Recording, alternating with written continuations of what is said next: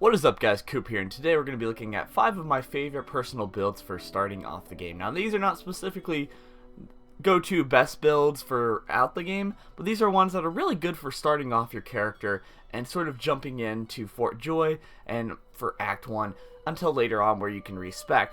So these are specifically great builds for that. So let's actually dive in and look at that.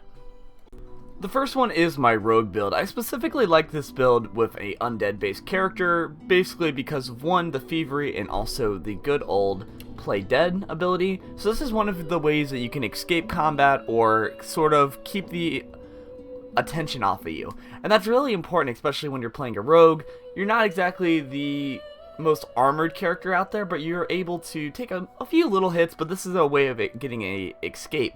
Now, another thing that is also good is their nice little talent here, which also gives them bonus initiative and also 5% crit. So that really helps out with kind of over time because you're going to be stacking up that crit for your daggers. Now, also, I know that daggers, if you backstab, you have a chance to do more damage. And while that is nice, there are many times where you're not going to be able to actually hit them from the back. So it's important that you have at least some crit and some initiative so that you kind of can do your setup.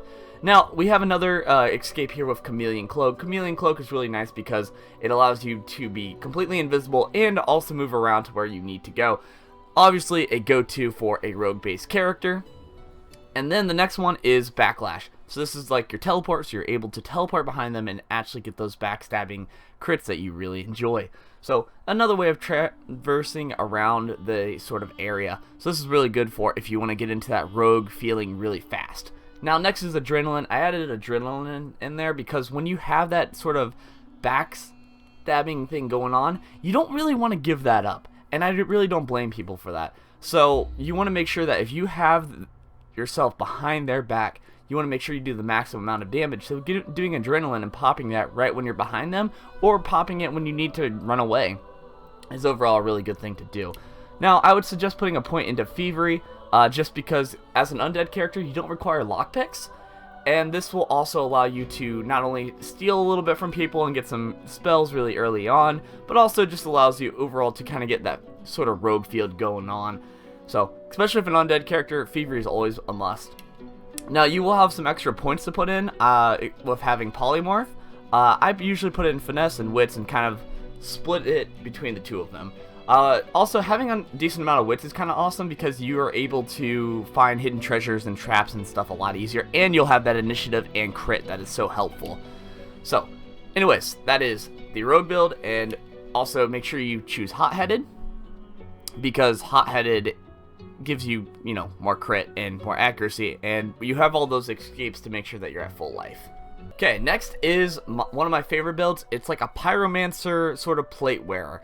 So one of the things that's really easy to do, especially with Divinity Original Sin, is you just put 1 point into strength right at the beginning. Now the reason that you do this is it allows you to wear the heavier armor later on.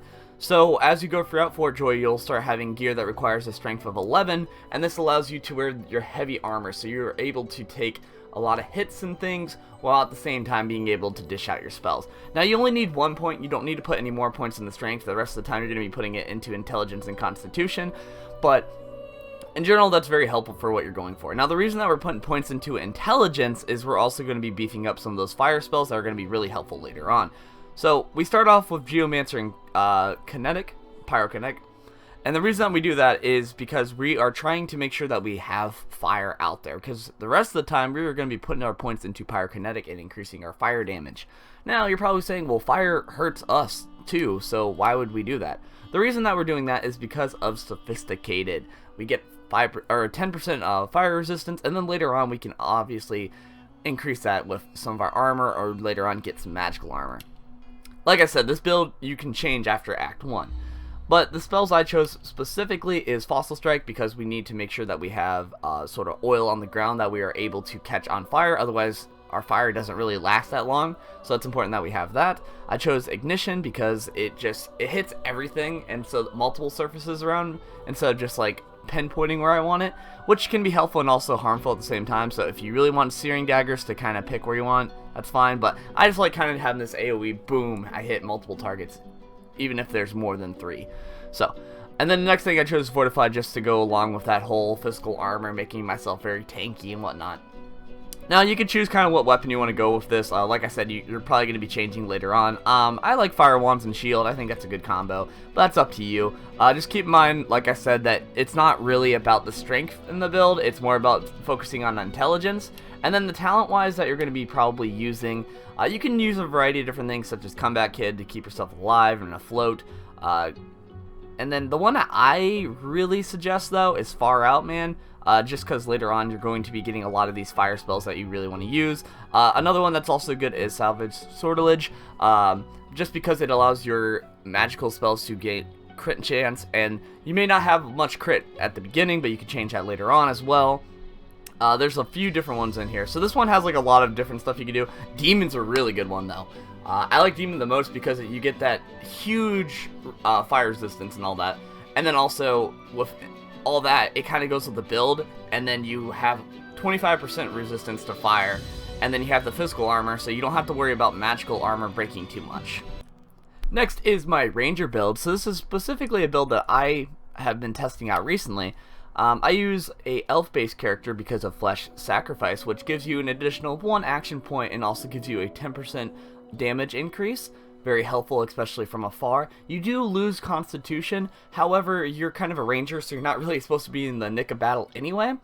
And then, what is really nice about them as well is you have Corpse Eater, which is a good, healthy way of getting spells and also healing yourself up.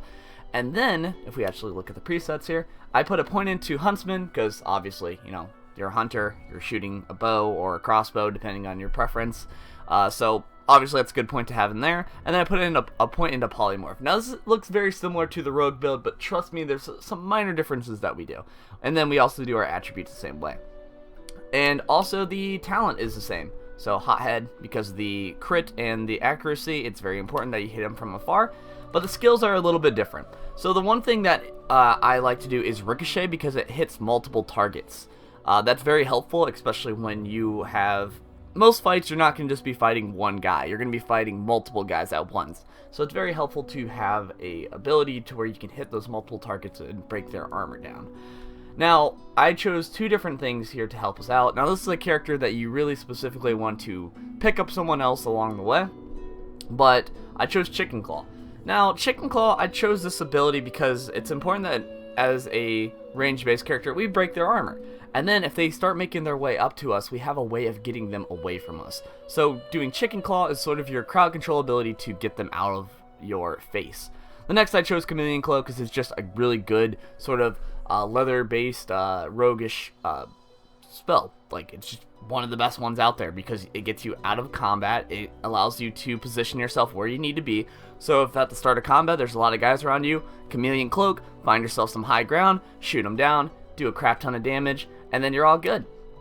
And then I just put my points into Finesse and Wits, and I chose Lore Master as just like the thing I chose there. You can really put your point wherever you want for Civil. It's not really that important. Next is what I like to call my Warfare Pocket Healer. So this is a character that is basically going to be right in the fray, doing tons of melee damage, but also has a few heals on the side. So this character is one that's a little weird, but just bear with me on this. It works for Act 1, however later on you might want to kind of diversify it and work on it a little bit. But you can choose really any race with this. I chose specifically Beast because of the Sturdy perk, which just gives them 10% more life and also 5% dodge. However, if you do use Beast, I would highly suggest a magic-based user partnered up with him, because obviously these are resisted by magical armor and you need to make sure that you break the magical armor for those to be useful. However, it's just nice to have a nice petrifying touch because it's a way of sort of stunning a character and whatnot. Next, we're going to actually look at the points that we do. I put 2 points into Strength just because I want to do more damage. Also allows us to get the heavier armor, and 1 point in Constitution just so we have a lot of survivability, because we will be doing some pocket heals on the side. Now, I put a point into Warfare just to get these 2 spells here, which we'll look at in a second, but it also increases our physical damage, and it just kind of goes with what we need. Hydra Fist, I chose this because I wanted to get access to the heal, and also increases our healing done, and that's very important. Also, it increases the amount of magical armor that we get from skills and potions, which is also very useful. And then I just put a point into Bartering, but you can really put a point into whatever you like.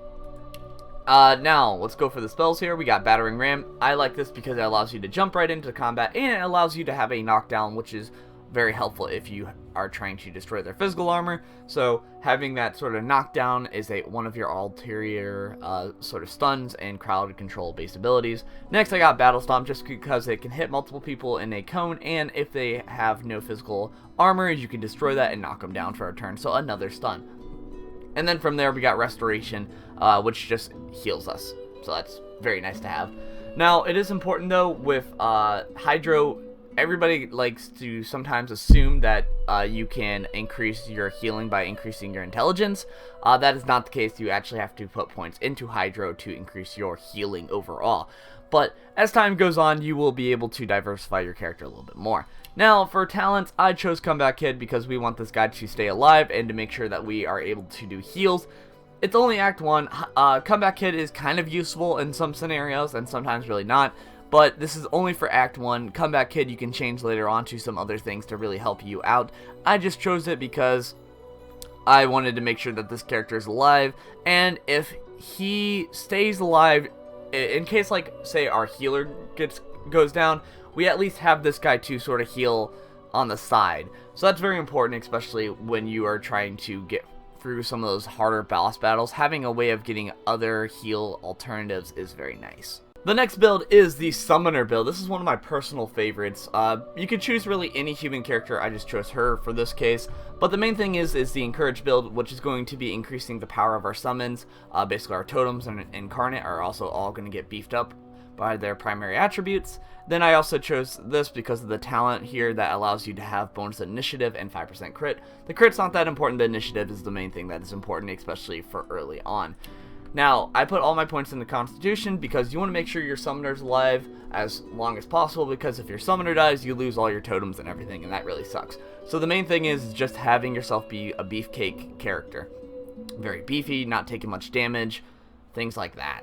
Now, you could alternatively take off a point in Constitution, put it into Strength just to get that heavier armor, but it's really not that required, and also you're probably going to want to figure out if you want this character to be magical based or sort of strength based. But I made this one more of a magical based one, and I chose a point into Necromancy. Now the reason I put a point into Necromancy is just so I have an alternative way of healing myself with Mosquito Swarm. And Mosquito Swarm does physical damage, so I could partner this up with another physical damage type character. So this allows me a way of getting my heals, and allows me to get gradual heals with my auto attacks as well. So that is very important. Now the obvious two choices for summoning is you have to get the Incarnate and you have to get the Elemental Totems. Elemental Totems is awesome because you kind of get to pick what type of damage you want, and you get to play some around strategically. You can have them block doorways and whatnot. They do have very low health, so that's why the Inspire build is kind of very important, because having Inspire, you can beef up their health a little bit, and so that they aren't just taken down. But most of the time they will be taken down if they are used for blocking surfaces and whatnot. And then obviously you have to get the Incarnate. It's important though, the Incarnate is very weak in the beginning, so you're going to be wanting to put a lot of your points into summoning as you kind of go on. Once you get the summon level 10, that's where the game really starts for the summoner, and that's where you can do some really cool things, and the summonings are just crazy good after that point. But in general, these are the three spells you really want to get. I chose the talent of Far Out Man because you're going to be wanting to place these elemental totems in strategic areas, and also just in case you need to get a quick heal off and there's not many creatures around you, you can pop this off a little bit farther than usual and get that nice heal that you need. Anyways, guys, I hope you guys enjoyed. I was just trying to toss out a bunch of different builds out there that I thought were specifically pretty good, especially with going into Divinity Original Sin 2. You can jump in sometimes and just be like, I have no clue what builds to do. And these are some of those better ones out there that allow you a little bit more survivability, a decent amount of damage, and just overall really cool concepts to where you kind of can jump right in and kind of figure out what exactly you want to go for. Now as time goes on, you can put points into whatever and test things out, but after Act 1 you are able to sort of reset and change all your different skills, so have no fear if you put points in the wrong direction and you feel like your character is a bust. Those are just some nice ones that you can just kind of jump in and figure out okay, this is sort of a nice little feel I like going with this. Or, hey, this fire build is really cool, but I want to try something else. So you have all these different builds that I showed you today that you can really test out, and you can change some of your party members along the way to fit them. Anyways, I thank you guys for watching, and be sure to smash that subscribe button. I'm trying to get up to 800 subscribers by the end of January, and I know we can do it. So anyways, I thank you guys for watching. I'll see you guys next time.